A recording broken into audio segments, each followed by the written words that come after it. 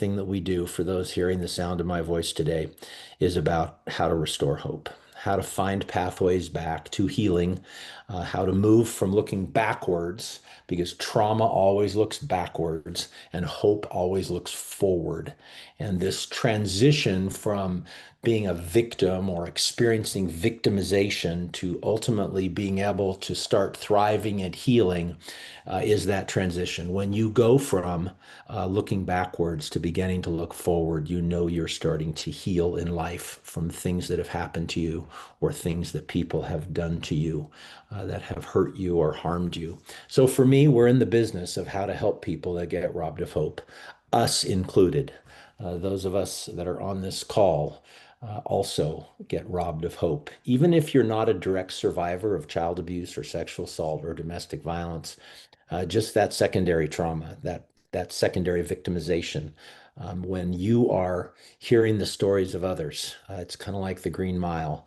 You are sucking it in. You may not think you are, and some people try to block it out better than others. Some people try to build a wall around themselves. But if you're really going to be a kind-hearted, caring person, you can't really wall yourself off. You have to experience some of that secondary or vicarious trauma when you're trying to help other people.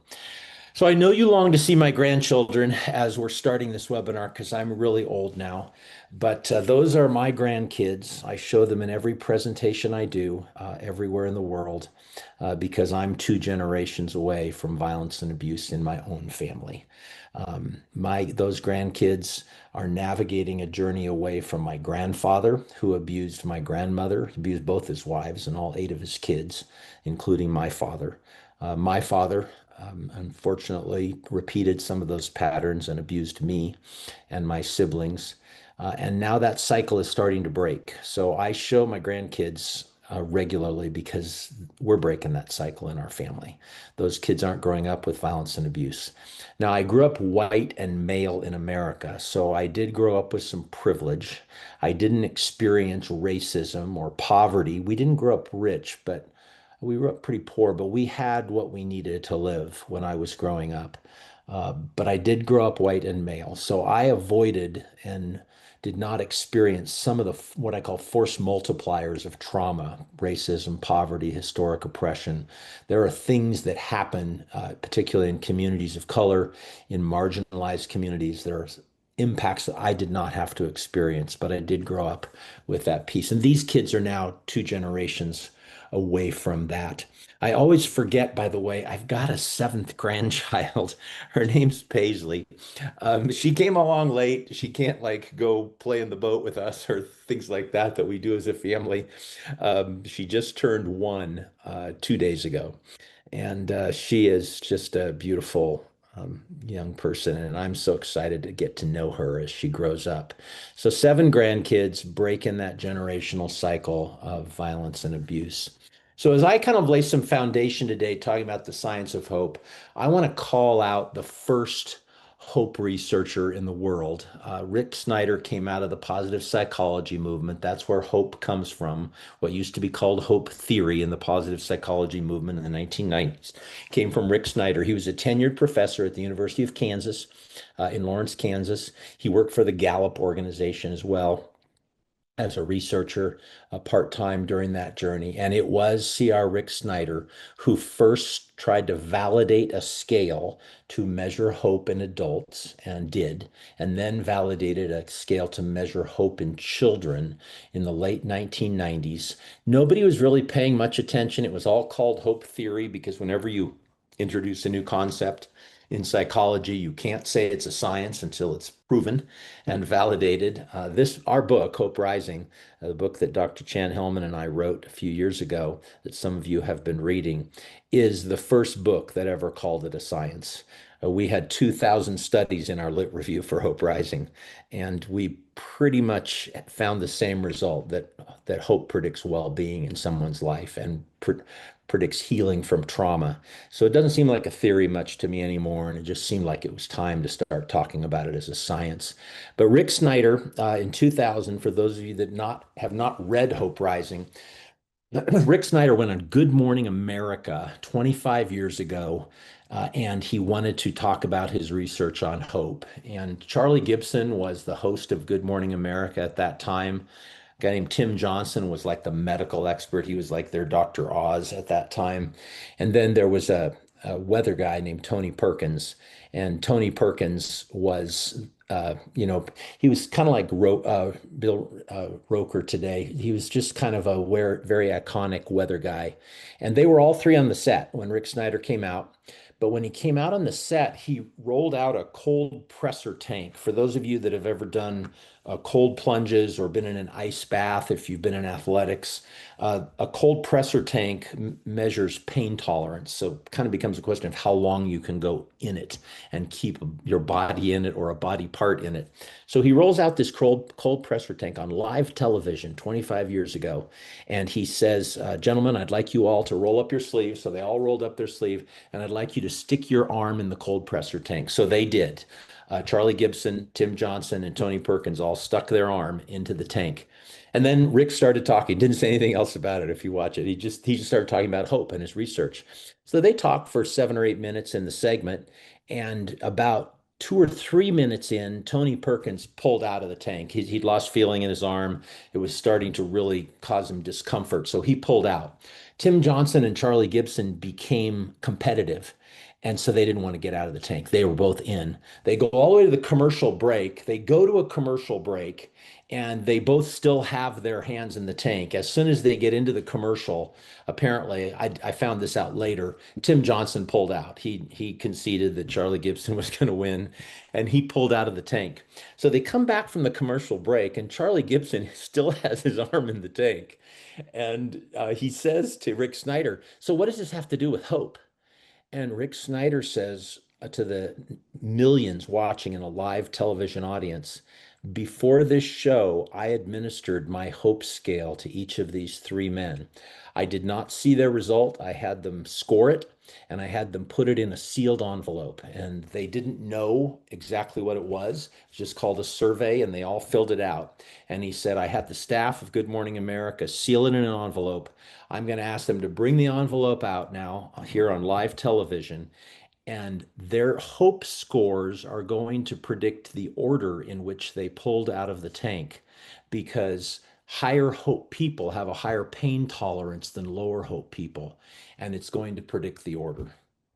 Unbelievable. Live television. The envelope comes out, he opens it, and Charlie Gibson has the highest hope score of the three men. Tim Johnson has the second highest hope score, and Tony Perkins, the weatherman without any control of the weather, he has the lowest hope score of all three of the men. So Rick Snyder was right. Rick Snyder passed away, by the way, in 2006 of cancer. He had quite a journey trying to fight cancer for about 6 years at the end of his life, but he finally died in 2006. But I always honor Rick Snyder because he was the beginning of this research on the science of hope. So here's the basics. It I laugh every time I get to do this presentation because 20 years ago, I didn't even know that you could measure hope. If somebody had told me, which Chan Hellman did in 2012, that he was measuring hope, my reaction would have been, you can't measure hope. And I kind of would laugh. And then I started reading Rick Snyder's research. Chan Hellman had started doing some of his own research at the Hope Research Center at the University of Oklahoma. And I started realizing there really is a science behind this. This is not just unicorns and rainbows. It's not just birds tweeting on branches of a tree like Emily Dickinson talked about. Hope is a science, and hope is concrete and has to do with cognitive processes in a human being. So here's the basics of it. From my perspective, having written now two books on the science of hope, and I'm working on a third right now, we're born with hope. It's the essence of being human. We are human beings that look forward in life. We have this ability to look forward. I don't think all creatures do. There's a lot of creatures in our world that are creatures of instinct. I live part of the time in Idaho now, usually summers and falls, and we have moose and deer and all kinds of animals in our neighborhood. I woke up this morning to elk and deer in my backyard, and so. I love studying these beautiful creatures. Moose are fascinating creatures. You wouldn't believe they can jump high in the air, but because they're 1,200 pounds. But they're not hope-centered creatures. They're creatures of instinct. When a mama brings her babies into our yard, she eats all my plants. She rips out all my grass. She poops in my backyard. She poops in my front yard. When she gets tired of her babies, she jumps a 5-foot fence into our backyard. And then she lays down in our backyard. When she lays down in our backyard, she is not sitting there thinking, someday I want to be a bear, or in 5 years, I want my kids to go to college, or I'd like my kids to find a mate. She's not thinking any of that. As soon as I open the sliding glass door in the back of the house, she jumps that 5-foot fence and runs off with her baby. She's a beautiful creature of instinct. But human beings have this ability to look forward in life and imagine who we want to be, what we want to do, who we want to love, where we want to go in life, what we want to accomplish. We have this ability to look forward and set goals. It's the essence of being human. So I think we're born with it. And then we get robbed of it. We all get robbed of it at times in our lives. Direct trauma, vicarious trauma, adversity, illness, disease. I have a dear friend battling stage 4 cancer right now, a neighbor, and she is fighting for her life. And it's hard for her to find hope because right now there's no real a way to survive it, and we get robbed, all of us. And children are always robbed first. San Diego 30 years ago started a First Five program because in the early epigenetic research, we started realizing that a child can literally have their DNA change during a pregnancy because of the trauma going on in mom's life. The telomeres, kind of the caps on chromosomes, can shrink, and that child can be born with a different DNA by the end of that pregnancy than they had at the beginning of the pregnancy. Children always get robbed first. We now know that maternal bonding piece, bonding with an adult in those first 12 weeks of life, is really, really important. And we know that bad things can happen in brain development, in autonomic nervous system development, in kids very, very young because of bad things happening in their lives. So we are in a battle about this issue of hope really from very early on in our lives. I became fascinated by this kind of concept. And when I finally met Chan Hellman and we started talking, Chan was a researcher and he'd published about 70 papers by then on hope between 2008 and 2012 at the University of Oklahoma. And I said to Chan, because he was working with the Tulsa Family Safety Center, which is one of our 150 family justice centers around the country now. And he'd been doing some research with them around hope. And I said, Chen, we should write a book. And he said, I'm a researcher. I'm not a book writer. And people wouldn't read my research book like the researchers would. So I said, well, I'll write the book. I'll do the stories. You provide the research and let's write a book. So we started writing Hope Rising. In the spring of 2016, we started writing Hope Rising. At that time, by the way, my daughter, Carrie Ann, was the director of Camp Hope America. She had been the children's coordinator in the San Diego Family Justice Center. She'd worked at Camp Hope in San Diego when we started it in the early 2000s. She was a lifeguard out at Lake Sutherland where we ran Camp Hope 2003, 2004, 2005. And Carrie Ann wanted to be part of the book because she was running Camp Hope. We were taking it first, we took it across California, then we took it across the United States. And Carrie Ann said, Dad, I really want to be in on this book. So we start working on a book on the science of hope. And I'm writing, and Chan's providing the research, and Carrie Ann's editing. And Dr. Vincent Felitti got involved because the first half of Hope Rising, for those of you that read it, is about the Adverse Childhood Experiences study. And so we were very excited about it. And in the middle of all that, Carrie Ann had a lump pop out in her neck. And she'd had some intestinal problems, but suddenly she's got this big lump on the side of her neck. So her doctor said we better biopsy it. She went in, got it biopsied, and all the tissue in the biopsy was dead. They couldn't get a living cell to test. So they had to do surgery, and it was tricky because that lymph node was wrapped around her carotid artery. But she went in, she got a new surgical biopsy. They sent it to the lab, and the lab didn't know what it was. So they sent it to Stanford University, and it came back that Carrie Ann had something called gray zone lymphoma. It's the worst form of lymphoma on planet Earth, 300 cases in the history of medicine. She had Hodgkin's and non-Hodgkin's lymphoma at the same time. I'm writing a book on hope, and my daughter is diagnosed with a lethal form of lymphoma that has a 5% survival rate. You want to talk about the robbery of hope and anger. I was so angry. I was angry at the healthcare system. I was angry at our insurance, the insurance that Carrie Ann had. There was one oncologist in her HMO. And when he went to see her, when he went to visit her as she was kind of starting this journey, he said to my feminist daughter, "Sweetie, I don't know what this is, but I give good hugs." And Carrie Ann looked at him and I looked at her, and she said, "You're never going to hug me and you're never going to treat me. We're done." And she got up and walked out of his office. Unbelievable. The only oncologist in our HMO. So we thank God for the Affordable Care Act, because we had to go find better insurance and we had to go find a doctor somewhere in America that had a surviving gray zone patient.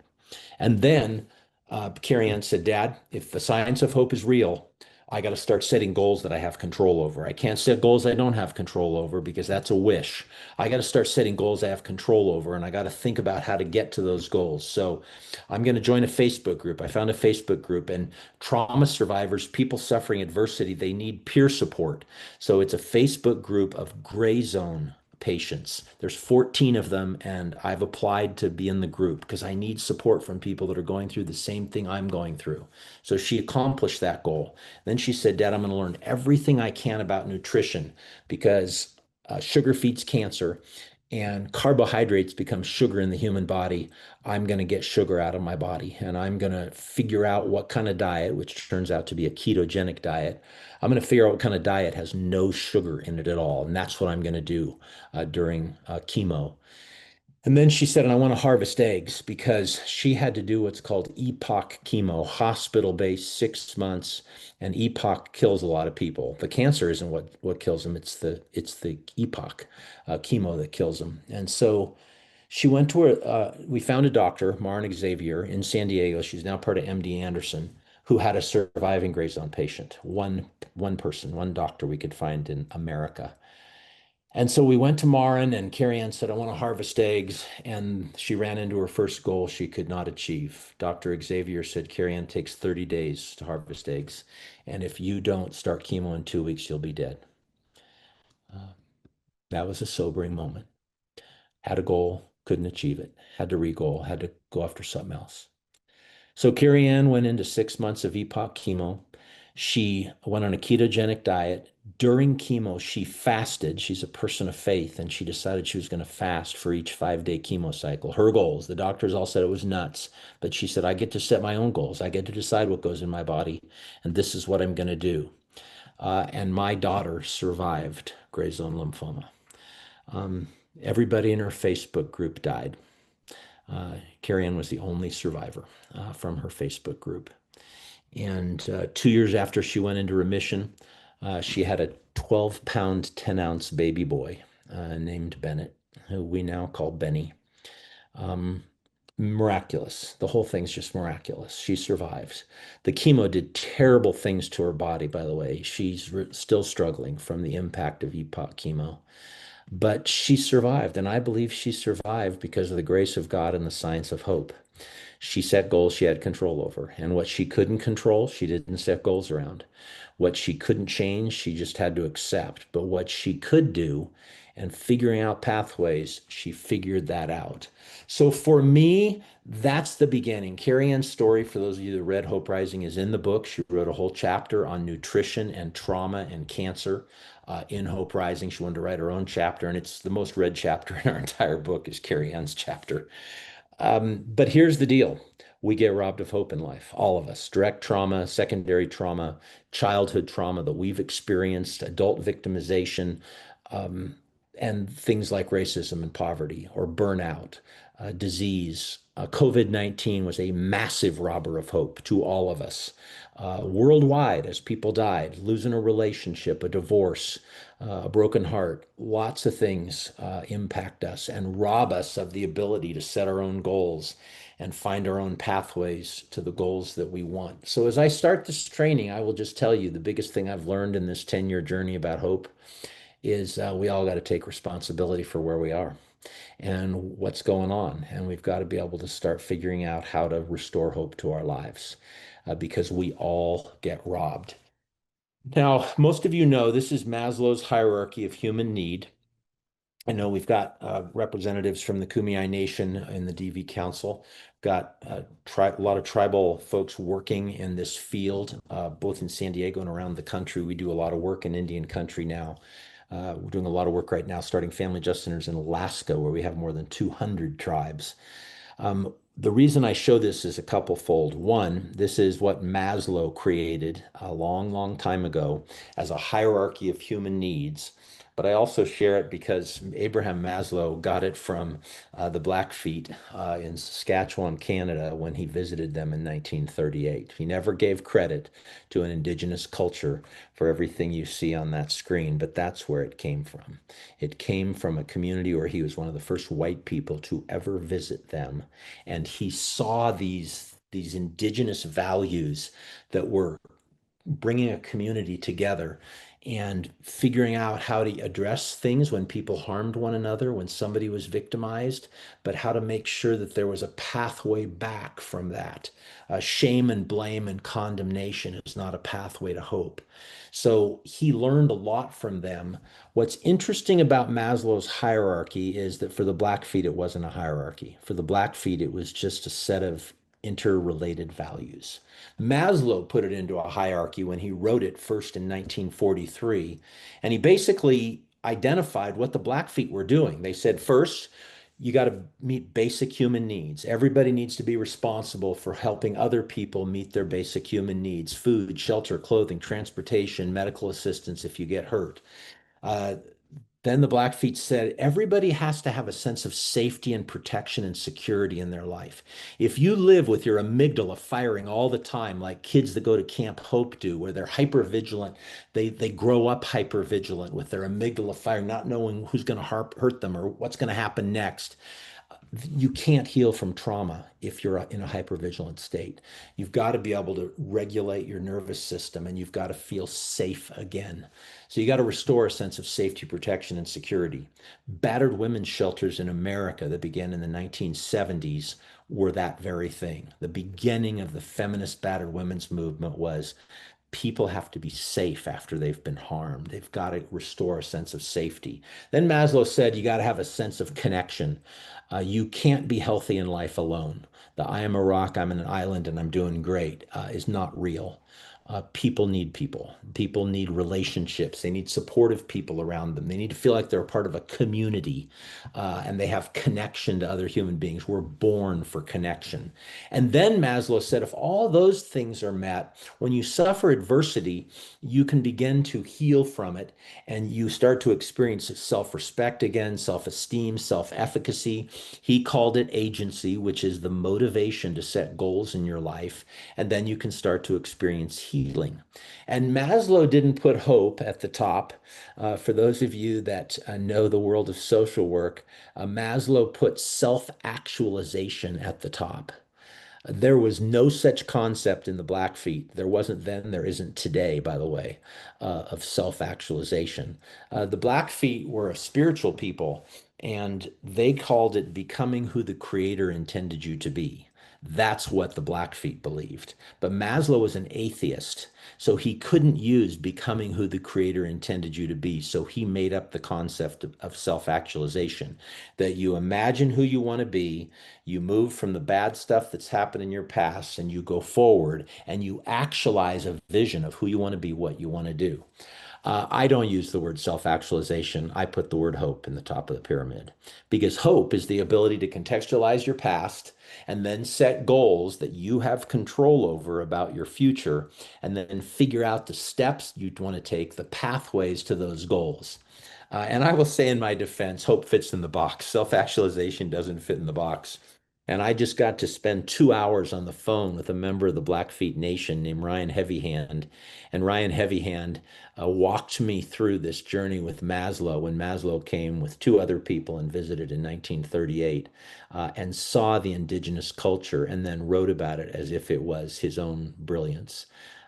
So I'm not terribly kind to Maslow. The Blackfeet revisionist historians have not called it appropriation, but I think it's pretty close to appropriation when he used their values and did not talk about them, did not honor them, did not recognize them when he wrote his first paper in 1943 and then published this hierarchy in a book in 1953. But this is the business we're in, friends. This is a family justice center right here on the screen. This is what we're about. Meet basic human needs, restore a sense of safety and protection, create a community where survivors get to belong. Adults and kids need to come into a community like this, not like this, where the professionals are up here and everybody else is down here. They need to come into this. And then we can actually heal, and people can have really bad things happen to them and bounce back. We call that resiliency. But then they can begin to go forward in life and imagine who they want to be, what they want to do, where they want to go, and then pursue it. It's the very science of hope. The challenge is there's another pyramid, and it's called the Adverse Childhood Experiences Pyramid. And this is what we're up against. For those of you that have an ACE training, you know this world, and everybody in San Diego should know ACEs because it came out of San Diego, out of Kaiser Permanente, when Vince Felitti was the chair of preventative medicine and was running an obesity clinic in San Diego in the 1990s. That's where the ACE study started, looking at different kinds of traumas, only a few, by the way, certain kind of traumas that happen to kids before the age of 18 that impact the rest of their life potentially. This is really a pyramid that is about the impacts of unmitigated trauma, unhealed trauma. Bad things happen before the age of 18 that impacts brain development, that impacts social and emotional intelligence, that causes people to adopt what we might call health risk behaviors or unhealthy coping mechanisms, or that compromise what we now call social determinants of health in a person's life. And played out over years or decades, produce disease, disability, social problems. It connects to criminalization, connects to victimization. And the most stunning thing in the ACE pyramid, for those of you that haven't had training in ACEs, the ACE scale goes from a 0 to a 10. If you are a 6 on the ACE scale, on average, you die 20 years younger than somebody who's a 0 on the ACE scale. Unmitigated trauma is literally a death sentence, premature death sentence. So this is the robber of hope. This is one of the biggest robbers of hope we're ever going to experience, is those of us that have grown up with trauma, violence, and abuse, and then it plays itself out and we don't heal from it in our lives. So for me, we know in our research, by the way, and I've published an article and I've put it in two of our books, the average ACE score of people walking into a family justice center, men or women, is a little over a 4. So there are people that have a 0 on the ACE scale. My wife is a 0 on the ACE scale. She grew up in a healthy, functional home with two parents that didn't beat her up, that didn't assault her, that didn't abuse her. I laugh when I say it because I can't imagine that in a family, but she just had two kind, loving parents. And that doesn't mean she doesn't have issues in her life. One, she married me. And two, she has other challenges and insecurities. They're just not from childhood trauma. They're not connected to childhood trauma. So the rest of us, I score a 6 on the ACE scale, so I'm in that category. I've written two books. One book where I said it was a 4 on ACEs because I didn't tell the truth about an experience I had being sexually assaulted as a child, and I didn't talk about it for 45 years by a total stranger. And two, I didn't want to be a 6 because you're more likely to die young when you get to be a 6. But the good news is that hope heals trauma. This is what we're up against, some of us personally, most of us and the people we're working with. But the good news is This is not a destiny. Tons of people have high ACE scores and they do great in life. They heal from that trauma and they go forward in life. So if you don't know the ACEs world, I'm not going to spend much time on it today. I'm just going to say it's important for you all to know about it because I think it's the most significant study ever done on the predictive nature of unmitigated trauma on illness, disease, victimization, criminality. And now, Sarah Pike, who's on this call and part of the team at One Safe Place, was involved in this initiative with us. But we ran an initiative a few years ago called the National Polyvictimization Initiative. And we validated a polyvictimization tool that doesn't just measure childhood trauma, it measures the impacts of adult trauma and the trauma symptoms that go with those adult traumas. And our tool actually does pick up historic oppression, refugee violence, racism, poverty, bullying, other kinds of things that the ACE study does not measure because the ACE study only looks at certain kinds of trauma and it only looks at them before the age of 18. So we now have another tool that can be used in family justice centers. If you want to be trauma informed, it turns out you actually have to take the time to understand people's trauma. And if you want people to contextualize the bad things that have happened in their life so they can go forward, you've got to be willing to hear about the bad things that have happened in their life. And it's not just the fact that they got beat up 2 nights ago or choked by their partner a month ago. It has to do with all the things that may have caused them trauma in their life. And that's the journey that we have to be on in this. And I think the other piece for me that's really important is because we know the impact of unmitigated trauma in our own lives and in the lives of those we serve, we have to look at the fact that those that cause harm have it too. The majority of all mass shooters, cop killers, domestic violence perpetrators, domestic violence killers, familicide perpetrators, when somebody kills their children and themselves, their whole family, all of it connects back to that history of childhood trauma. And for all of those big categories at the top there, it also connects to, by the way, enough rage in a person that they become a strangler. So strangulation is that high grade marker for homicide. And interestingly enough, strangulation is the biggest robber of hope of all domestic violence victims. So in our polyvictimization initiative, our poly V victims with the high poly V scores had the lowest hope scores and the highest level of suicidal ideation of any domestic violence victims. You get taken to within seconds of death by a man who claims to love you, and you realize he literally controls whether you live or die. He is God in your life. You can't set a goal. You get no goals. You don't get to find pathways to your own goals. He controls everything in your life. And we now know that that whole journey through coercive control in an abusive relationship is a robber of hope, a robber of people's ability to set their own goals, have their own pathways in life. Mother Teresa said it a long time ago. We must give hope, always hope. So we're in the hope business, friends. Brene Brown said it in a different context. You cannot give what you do not have. So we now know that we have to be working on this in our own lives too. Because if you're in a dark place, you have nothing to offer to others. So even as I wind down here and we turn it over to our Camp Hope team shortly in this webinar, I want to ask you, how's your hope meter doing? You need to take a little inventory from time to time and find out where you are. Here's the scientific definition of hope. Hope is not a feeling or an emotion. Hope is not a fuzzy warm in your tummy. Hope is the cognitive belief that your future can be brighter than your past and that you play a role in making it happen by the goals you set and the pathways you pursue. And we have a children's definition we validated now in Camp Hope America that hope is believing in yourself, believing in others, and believing in your dreams. This is the definition we teach to kids at Camp Hope because I can teach a 3-year-old what that means. I can teach a 5-year-old what that means. The cognitive belief about your future being better, that's a little harder to teach to a child, but anybody can figure this one out. Believing in yourself, believing in others, believing in your dreams. And by the way, it can't just be believing in yourself. There are a lot of child welfare systems in this country that just talk about the importance of self-sufficiency and independence and helping young people, especially people aging out of the foster system, to become independent and self-sufficient. That's a terrible set of goals for people because we're interdependent and we're not made to be self-sufficient. We're made to be in relationship with each other. So I'd much rather use this definition and then the caveat that it can't just be believing in yourself. Because if you teach kids, just believe in yourself, you can do anything, you can be anything you want to be. Me, my goals, my pathways, who I am, what I want to do. That just makes you a narcissist. It doesn't make you a healthy, functional human being. And you can rise to high office politically.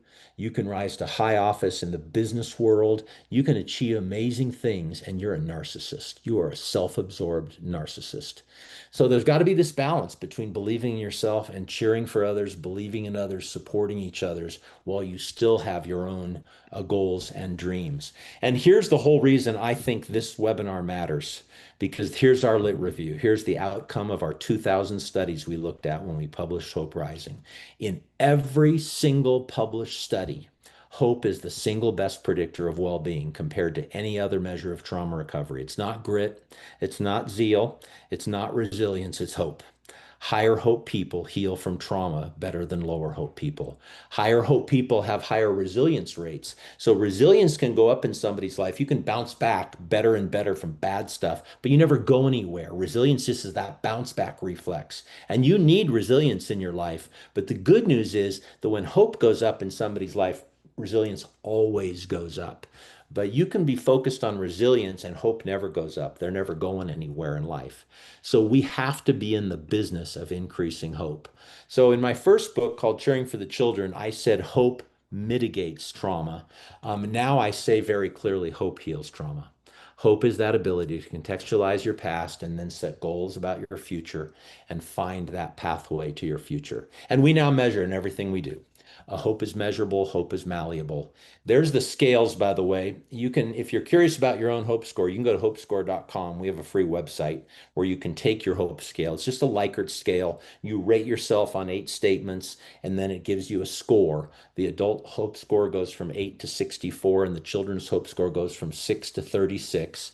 And it gives you a sense of two different kinds of scores. One is agency, that's your ability to set goals, and one is pathways. That's the ability to figure out how to get to a goal. So if you're a goal setter, but you never figure out the pathways, you're never going to achieve those goals. That's why New Year's resolutions fail, by the way, because nobody ever does the pathways thinking that's necessary. But the good news is hope can be cultivated. And we learned in our research that hope is on a continuum, that the opposite of hope is not hopelessness. The opposite of hope is apathy. When somebody says, I don't give a shit about anything in my life anymore, or somebody says, I can't get away from him. No matter what I do, he'll find me, he'll kill me. Apathy, the loss of any ability to set a goal or find a pathway. The opposite of hope is apathy. And the closest thing to hope is anger, rage, and frustration. Like when my daughter was diagnosed with cancer, I was mad at God. I was mad at the healthcare system. I was mad at life. Rage means you still care. When you're still angry, that's okay. I love angry kids, by the way, at Camp Hope. It's much easier to work with angry kids for me in Camp Hope than it is to work with apathetic kids. If children don't care about anything anymore, that's a tough place to come back from. When they're angry, they want the world to look different. They just don't know how to get it different. And they don't know why they're angry. But look, anger, rage, and frustration is the closest thing to hope because people still want to achieve something in their life. And we found another continuum in the research, and that continuum is the nurturing hope continuum, that you start with little tiny goals with people that are low in hope, and then you help them practice the pathways thinking. How do I get to that goal? We have kids at camp all the time say, I want to be a veterinarian. And I love at a campfire saying to kids, well, how do you become a veterinarian? Because it's great to have a goal of being a veterinarian, but if you have no idea what you have to do to become a veterinarian, you're never going to get there. So I love when kids set a goal, but they don't know how to get there. We practice a whole group or a cabin group.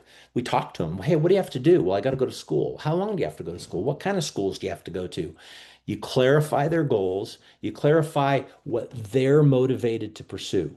So if somebody else sets a goal for you, that's not hope. If a judge orders somebody to do something in the criminal justice system, that's not hope, because hope's about your own goals. It's about what you're motivated to pursue. And I will tell you that small goals are much better for low hope people than big goals. It's hard to look out 5 years when you're trying to survive 24 hours, when you're in really dark places in your life. So everybody that works with survivors know you start with small goals. And then the imagination piece is most important, creating future memories of success. So I'm going to stop there, except to say we now know that from the research that this is possible. We now know from the research that we can teach kids about hope. This is our new children's book. I wrote it with Sherry Lyon. She's a retired school teacher in San Diego that she wrote the history of the San Diego Zoo in a children's book. It's a great book. So she and I just wrote this lullaby book together to teach 5-year-olds and their parents about the science of hope. We know we're in the hope business, and we're now teaching courses for adults. We're teaching courses for police officers and probation officers on the science of hope. I just did a course in a domestic violence shelter in Texas, teaching people working in the center about the science behind it. And in almost everything we know about evidence-based practices now, hope is implicated. Hope is implicated in working with trauma survivors. Hope is implicated when you're working with kids. You can't just work with kids, you got to work with their parents too. Hope is implicated in the whole notion of creating a long-term community in a family justice center that survivors get to belong to. Survivors need a long-term community, just like Maslow learned from the Blackfeet.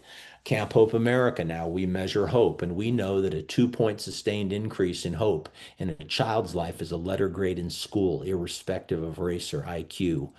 Everything we're doing in trauma-focused cognitive behavioral therapy, what is it doing? It's helping people contextualize their past, process it, and then be able to go forward in life to their goals. Parent-child interactive therapy, it's helping a child contextualize what they witnessed happen to their parent. It's helping a parent be able to talk to their children about what they experienced and witnessed so they can contextualize it and then go forward. Everything we're doing is about hope. And we now know, by the way, in family justice centers, that hope predicts well-being for trauma survivors too, adults.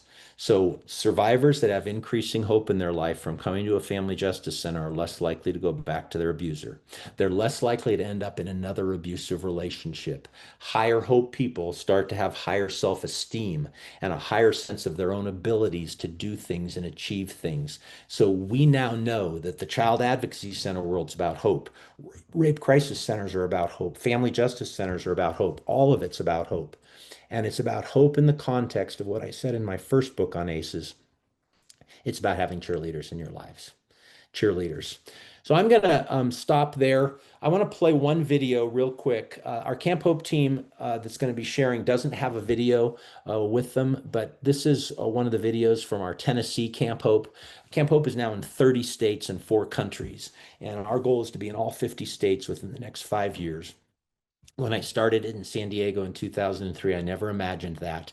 But we figured out that if we could help kids set goals in their lives, get them out of their day-to-day life, let them see other kids that went through the same things they went through, let them learn about people that are like them, that overcame obstacles, they can find hope and healing, and they don't repeat those generational cycles. So let me play this, and then I'll be done with my time, and I'll turn it over to the rest of our team. Oh, by the way, last piece. Average ACE score in kids coming to Camp Hope, ages 11 and over, is 6.14.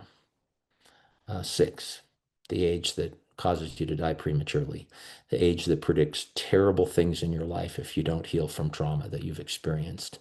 That's the battle. And the answer is hope. Watch this.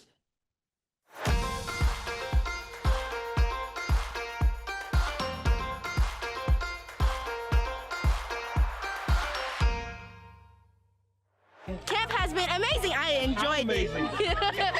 I love it. Since it's my first time here, I think I'm coming back next year. Pretty sure. Hey, what's the fun sport? Swimming, and canoeing. We were doing canoeing. This has been an exciting year. This is our 2nd year of Camp Hope here at YMCA Camp Ocoee, and we have such an amazing partnership with Camp Ocoee staff. They jump right in and love our kids just the same as we do. The one thing I love about this camp, at Camp Hope, is that many of the things that these kids get to do, they've never done in their life. You know, and some of these things could be dangerous, but they're learning how to control themselves. They're learning rules. They're learning how to express themselves, and they're allowed to express themselves in their unique way. All right, not only are they doing things, they're learning things. There's a whole booklet with inspirational stories every day, and they talk about hope. And you forget all of the things that happen in your house, and you just have fun. The definition of hope is believing in yourself, believing in others, and also believing in your dreams. And a lot of times when traumatic situations happen with our youth, they're the first ones to get robbed of their childhood. Self-confidence, body image, these things have been taking a hit because of COVID. Many of them have never been to camp. So having the partnership staff really encouraging them and embracing them and holding space for them as they're getting ready, that was the first fear that many of these children faced, is getting on that bus knowing we're going out of town. We're leaving our home to go somewhere that we've never been. I know Peter Parker's out there about to be out of a job. He's worried, but you're good, man. So today we have awarded you with a bravery.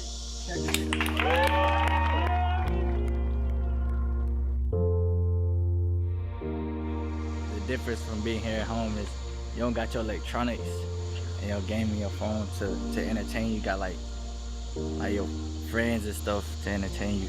So it's different. It's fun too though. I found home making new friends and playing in the water. Me he divertido y he encontrado esperanza en el agua y con mi maestra. Some of you may be skeptical about, I don't want to bring my baby there, or we never been camping before, but just try it a little bit. Our kids love it. 1 week of camping is equivalent to 6 months of counseling.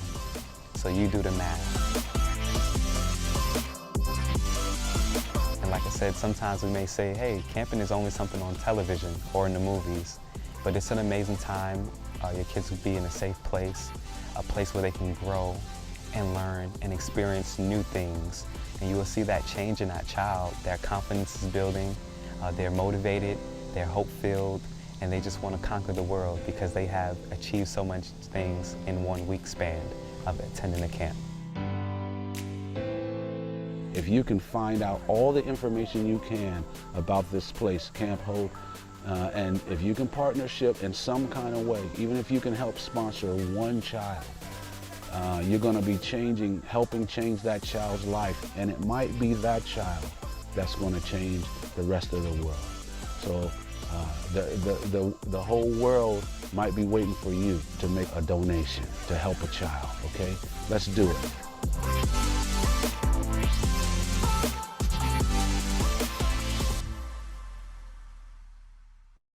Okay, friends, I will stop there. Thanks for letting me share. And I'm going to turn it over to the rest of our team, but I appreciate the chance to be with you all and share a little bit about the journey of Camp Hope and the science of hope. Thank you so much. And we're just again so grateful to have you.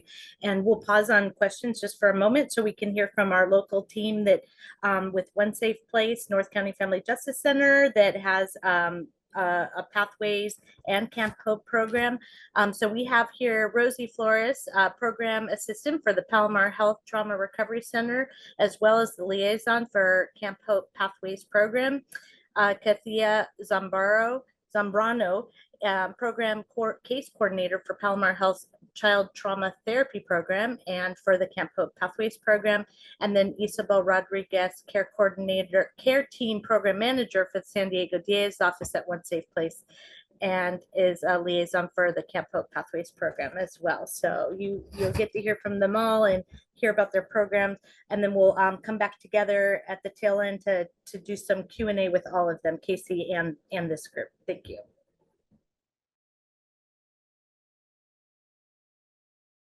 All right, take it away. Perfect. Is everybody able to see the screen? Yes. Beautiful. So thank you so much, Casey, for your words. And again, my name is Rosie. I work here with Palomar as the Camp Hope Liaison as well as the program assistant. So I'll just go into our Pathways program. So our program is a year-round camping and mentoring program for children and teen ages 7 to 17 who have been impacted by violence. We focus on creating hope and healing centered pathways through collaborative trauma-informed care for youth exposed to trauma. And like Casey had mentioned before, we also base our curriculum with the Lion's Hope definition. Also, the motto that we teach our children throughout the program is that the definition of hope, which is hope is believing in yourself, believing in others, and believing in your dreams. Our Pathways program, we create monthly themes for our pathway events with specific focus areas for each month, such as leadership, self-care, and setting goals. We also teach our children that everything is challenged by choice. So we emphasize the importance with our kids with stepping out of those comfort zones in hopes that they find something new to enjoy. But again, we always refer to them that, let them know that everything is challenged by choice, and we always try to meet the child where they're at.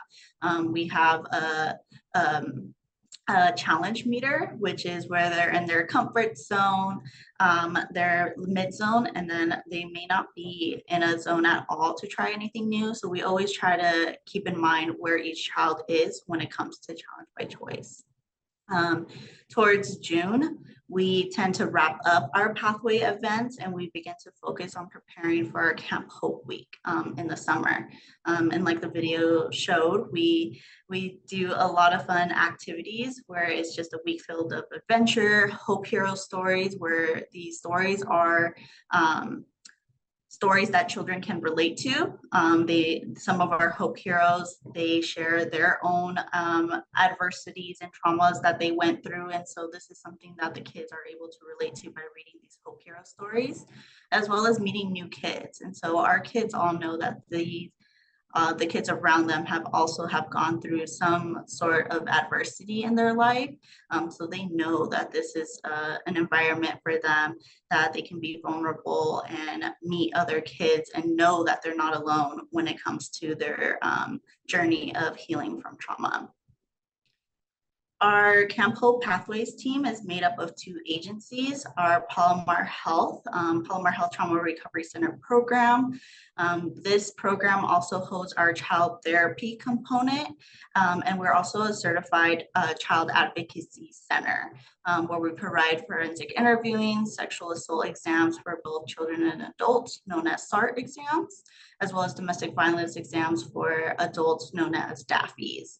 Our partner is with the District Attorney's Office, where we're co-located inside the One Safe Place North County Family Justice Center. So a little bit about how our kids are referred over to our Camp Hope Pathways program. So all of our participants must be at least 3 months post-incident, must be between the ages of 7 to 17. They can be a direct victim or even a derivative, and they're referred by their therapist. And their therapist is with our Palomar Health Trauma Recovery Center program. And so our therapists inside our TRC, they refer to our program if they see that the child is best fit. And these referrals can either come from the CAC side, either once a child has completed a forensic interview, or also through the DA side, through One Safe Place, through a referral if they walk through the doors seeking services. And Isabel can talk more about the DA side of those referrals as well. Hope theory within our Pathways program, we do center a lot around agency and pathways and teaching our kids about hope. We work hard creating themes that can relate to hope theory. And so some examples of these themes was dealing with emotions and our career panel. So with our dealing with emotions event, we taught our kids about different alternatives or pathways to deal with emotions, such as journaling, yoga, arts and crafts, and sports. And we actually put these into practice during this event. So we had different stations during this event of journaling, where they had a journal prompt to talk about feelings. We had yoga to kind of center themselves. We had some arts and crafts where kids were making bracelets and, you know, just getting some good resources under the belt about alternatives to release some emotions that they may have. By showing these alternatives to built up emotions like anger, they now have the knowledge of healthier outlets. During this event, we also kind of did a safety plan with each children where they kind of list out those safe persons that they can go to keep handy with them. Knowing these safe persons at home, at school, or even here in our facilities with Pathways, they have a resource to now look back to on who those safe persons they can go to when in need.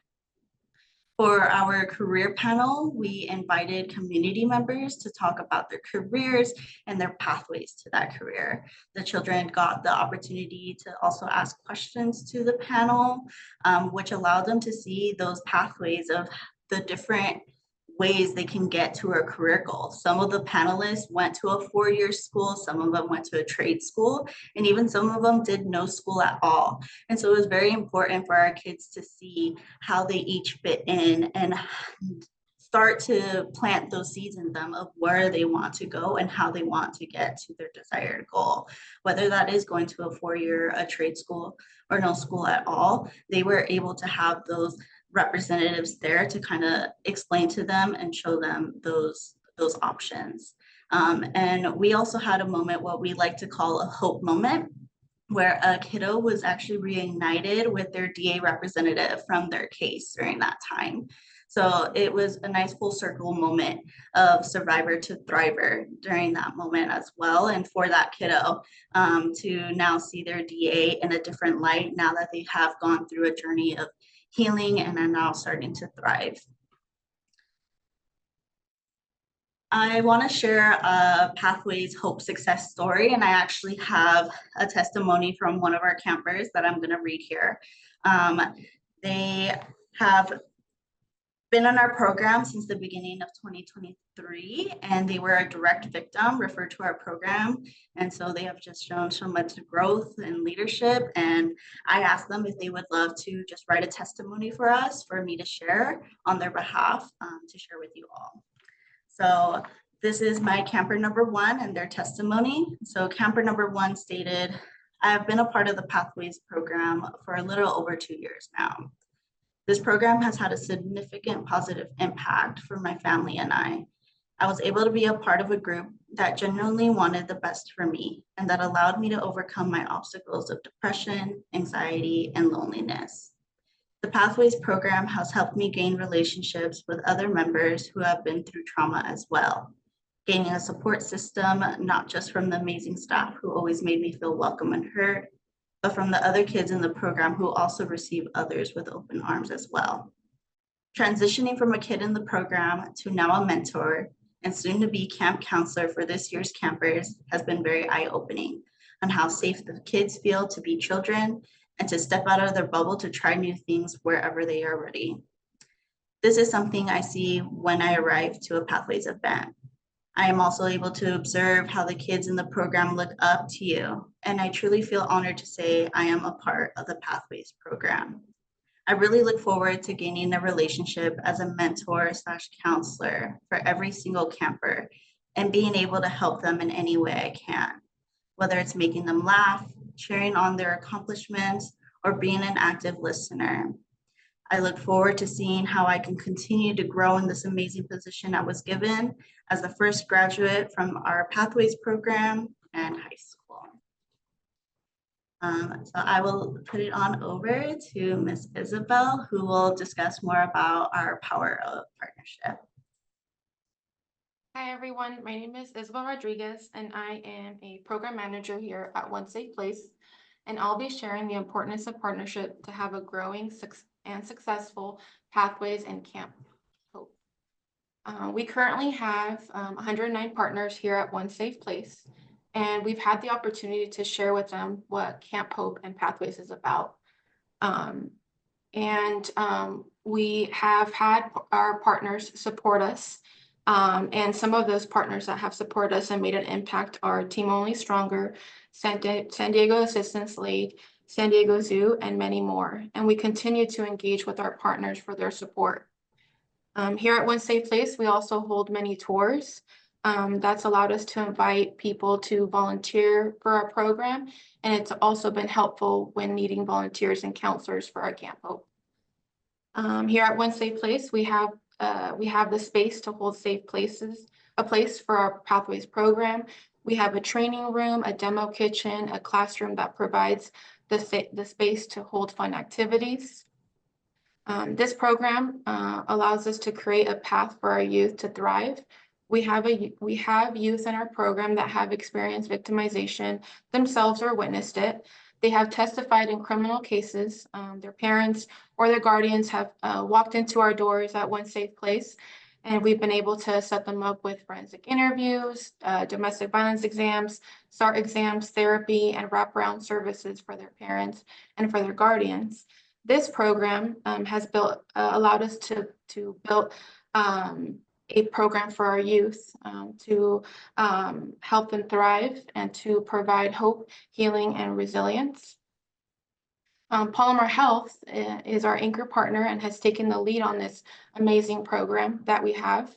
We're thankful for them, and we support each other to ensure the success of Pathways and Camp Hope. Next slide. Thank you, Rosie. We currently have 24 kids that will be attending camp this year. We have 11 volunteers that we've recruited as camp counselors from ages 18 to 24. We have 7 adult staff that will be attending camp this year, and we have partnered up with the District Attorney Ventura and will be going to camp daily.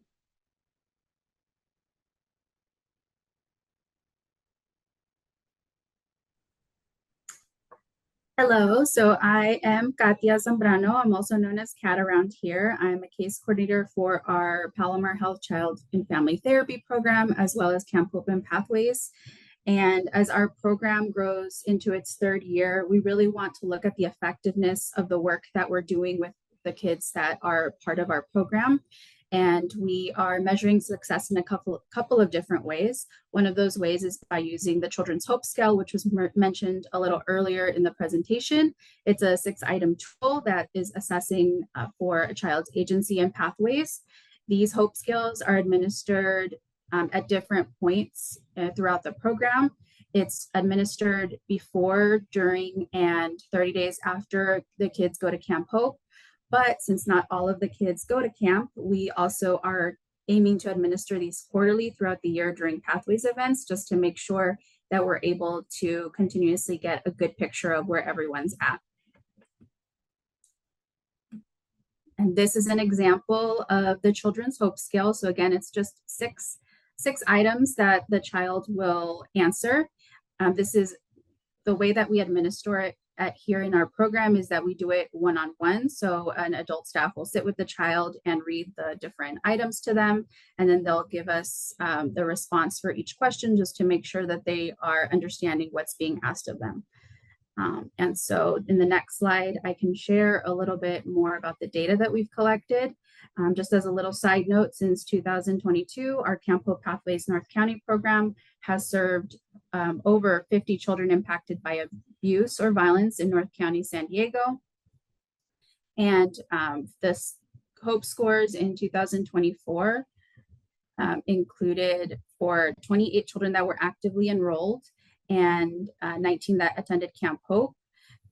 Just in 2024, 64% of them had an increase in their Hope score by the end of the year. So as we continue to collect additional data in 2025, we hope that that percentage goes up higher. And another way that we're measuring success is we as a team kind of sat down and we're like, how can we get more feedback about how to improve the program, the effectiveness of it? We've received feedback from both parents, caregivers, and kids. So how can we get a little bit more input from them? So we decided to develop these youth and caregiver surveys. We just administered them the first time last month. And these surveys will be administered to youth that are just entering the program, as well as 6 months afterwards. And we'll continuously do it every 6 months. And these surveys are also administered to caregivers just to get a little bit more feedback about the effectiveness of what we're doing with Camp Hope. And I'll share just a couple of the questions and the responses that we recently got in our caregiver surveys. So one of the questions that we asked was, how would you rate your child's improvement in their well-being since participating in the Pathways program? And I'm very happy to report that all parents reported there was at least some improvement in their child's overall well-being since participating in our program, with most parents reporting that they've seen significant improvement. So that was good feedback for us. We also asked about any changes that they've noticed in their child since starting the Pathways program, and caregivers shared 3 changes on average. The most common of those changes that they reported is that they feel that their child is more confident, that they're more hopeful about their future, and more willing to try new things. So again, that agency and pathways is what we're looking at. Some additional questions that are asked on these caregiver surveys is, for example, how effective do you think the Pathways program has been in helping your child build positive relationships with others? 93% of these parents reported that they're either very effective or somewhat effective. And when asked how likely are you to recommend Pathways to other families dealing with trauma, 100% of these families reported that they are very likely to recommend. It's also important to note that these surveys were, because they were just administered last month, there were a couple of parents that just started bringing their kids to Pathways. So their responses were a little bit more neutral as well. And then moving over to our youth surveys, we were curious to learn a little bit more about how often kids are feeling hope throughout the week. So we asked that question, how often do you feel hope? The surveys were completely confidential, so we didn't have the children write their names on them because we really wanted to make sure we were getting an honest response to the questions. And from what the data looks at, it looks like kids overwhelmingly feel hope at least 2 to 3 times a week, with the second highest being feeling hope every day. Again, as we continue to refine our program and continue to add more robust content, we hope that we're able to see an increase in how often they're feeling hope throughout the week. We also asked, since joining Pathways, do you feel more hopeful about your future? And 95% reported that yes, they did feel more hopeful about their future. Some other more open-ended questions that we asked on this survey from the kids is, what do you hope to learn from participating in the program? Kids really seem to want to have that connection with others. They want to learn to communicate better. They want to learn to do new things, opening up to people, building that self-confidence, being that best version of themselves, and learning to how to deal with emotions. And then when asked, what part of Pathways do you like the most? Kids reported that they really like talking with others, making new friends, listening to our different speakers, going into groups, learning new ways to deal with emotions, and eating. I think a big part of our Pathways events is that we provide a family style meal at the beginning of the event. And this is really a good chance for all the kids to kind of sit down, wind down from maybe just coming home from school or being in traffic, and just sit down and get to know each other a little bit better, connect with their mentors. So I was really happy to see that response being brought up as something that's impactful for them. And then when asked what's something that they would change about Pathways to make it better for them, and they would like to get into smaller groups, which is interesting because we are starting to grow our program in numbers. So just being more mindful of having more breakout groups will be important. They want to have more conversations about college and more art activities. And then finally, a couple of additional questions we asked is, how hard or easy is it to understand the things that we teach at Pathways? 100% reported that it's not hard at all, or that it's easy, which is good feedback for us, and that they're understanding the content, but also feedback for us as well, that we can start to introduce a little bit more difficult content to them and challenge them in that way as well. And one of the most important questions for me on that survey was asking the kids, do you feel that Pathways is a safe place for you to express your thoughts and feelings? And 100% of the kids reported yes. So that really speaks to the trust component that we're building with the kids in our program.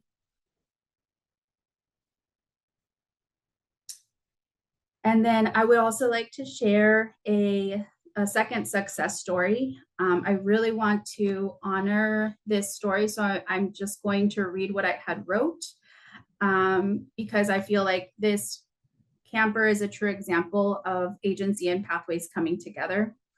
Camper, we're going to refer them to count as camper number 2 just to protect their identity. Camper number 2 first came to One Safe Place in the fall of 2002 for a forensic interview and was subsequently referred for trauma therapy. A criminal case was then opened as well with the DA's office. Camper number 2 had immigrated here back when they were in elementary school, and their grandmother had been their primary caregiver since they were 3 years old.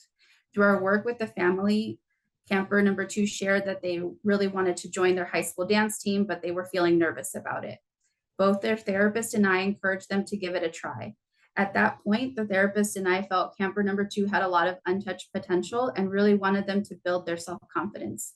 We spoke to the grandmother and camper about Pathways and Camp Hope, and although camper was a bit hesitant at first, they agreed to give Pathways a try. The first event camper number 2 attended was focused on setting goals. There was an activity that highlighted the idea of there being multiple pathways to get to a goal, and camper number 2 bravely raised their hand to participate and ended up winning a prize. At the end, I asked them how they felt about Camp Hope Pathways, and they expressed that they would happily come back the following month. 2 years later, camper number 2 has flourished from a shy, soft-spoken teenager into a powerful young person.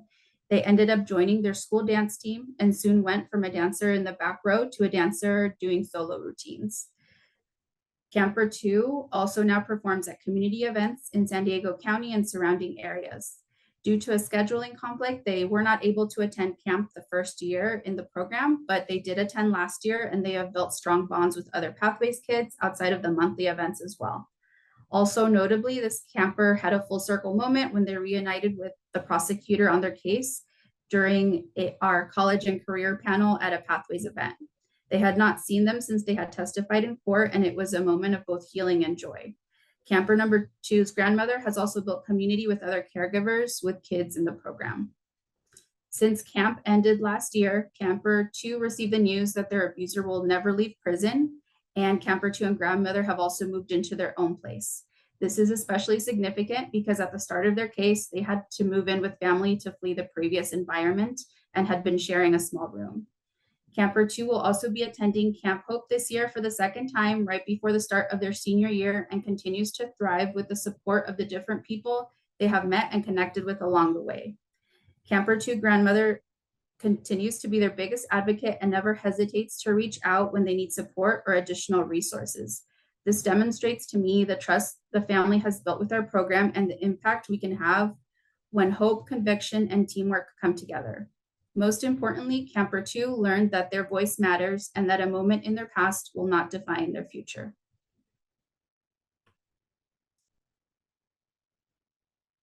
And as we look to the future of our program, we have set some pretty big goals for ourselves, but we feel that with agency and pathways, we'll be able to definitely achieve them. We want to, of course, gradually keep increasing the capacity for our program and have this program be open to more kids.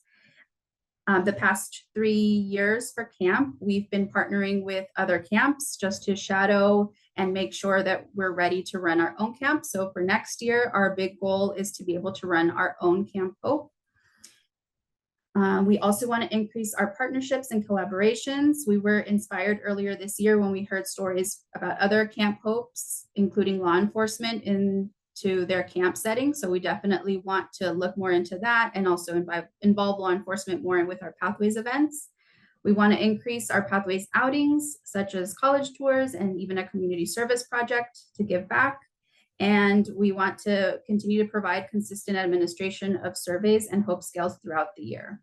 And I just want to give a special shout out to everyone on our Camp Hope Pathways team. I'm really grateful to get to work with all of you because it's not a full-time job for any of us, but we all put 100% all the time to make sure that these kids have a place where they can thrive. So thank you.